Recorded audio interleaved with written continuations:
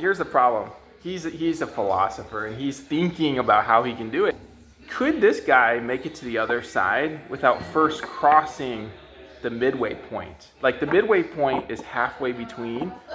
Could he like beep over to the other side, or like plop over there, like skip space, or would he have to like cross that halfway point? What do you think? Okay, well, I have a theory. Yeah, what's your theory? Let me just show it like right here. Okay. So that the people can see it better. All right, so thank you.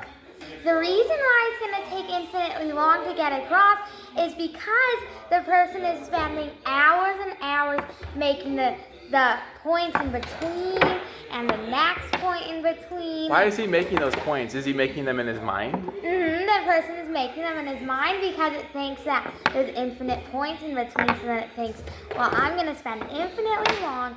But then it decides, well, I'm actually just going to make the word called infinite, and so then it doesn't spend infinitely long, so then it can just get to the other end.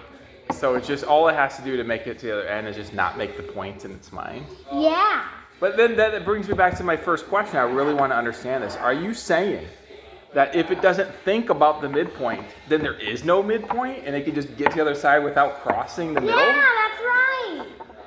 Well, that's weird. But I mean, are you saying that the reality somehow depends on the thinking of the reality? Yeah, that's because this person is, so like imagine you're just going on a walk and you can go across and not even think about it.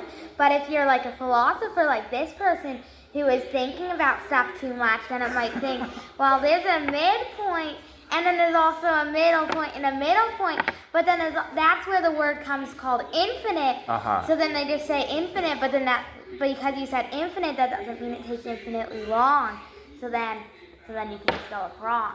Well, see, I want to think if there's another solution, because the solution you're offering tells me that these points aren't even there unless he thinks about them being there. Yeah. And maybe that's true. I mean, but that seems like very wild. That suggests that the space doesn't exist there like on its own. No, there is space because it's there. It's there? Well, so if he has to cross this point, only if he thinks of it, but if he doesn't think of it, he still has to cross the space. Yeah. So, but in order to cross half of the space, doesn't he have to cross the first half of the space first? Yeah. And then in order to cross that, doesn't he have to first do another thing, which is cross half of that and half of that all the way to infinity? I'm a philosopher. I need help crossing to the other side. Well, the help reason me. why you're doing that is because you're thinking about it. I'm just saying that you're thinking about the thing again, and you're thinking about how there's different blocks in between.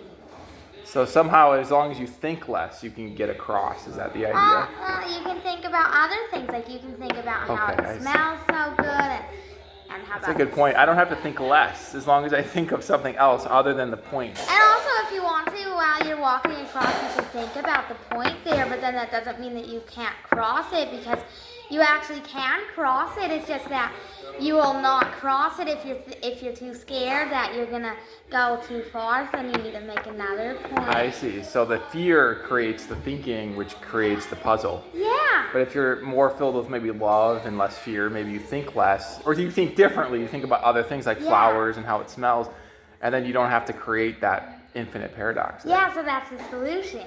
All right, well, there you go. We got the solution. Let's think about that. I'm gonna have to think more about that. Let me know what you guys think. Is there a better solution? Well, I think this is a good solution. This is a good solution. It works.